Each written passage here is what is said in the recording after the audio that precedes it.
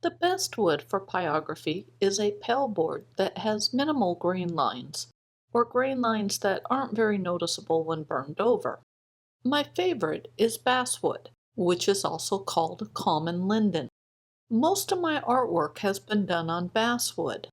I like basswood because it's easy to burn on, it doesn't require a high heat, and I can readily find it at craft stores and specialty wood stores. Aspen is another wood I like. It burns very similar to basswood.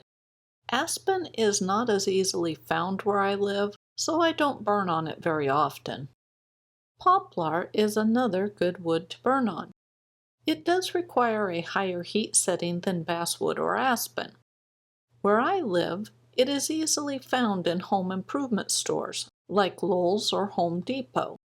One downside to poplar is that some of the boards can be very figured, so they have prominent bands of color.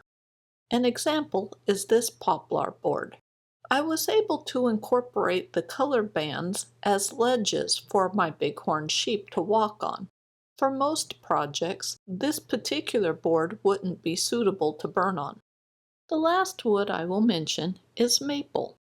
Maple is another wood I can easily find in my local home improvement store.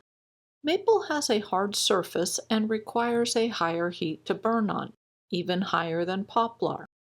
Of the woods in this video, maple is the most expensive. I prefer to use maple for artwork that will get handled a lot, like cribbage boards or other game boards. On my website, Pyrography Made Easy, I have a blog that discusses every type of wood I've burned on. I list the pros and cons and my personal thoughts on the wood. I will put a link to that blog in the video description.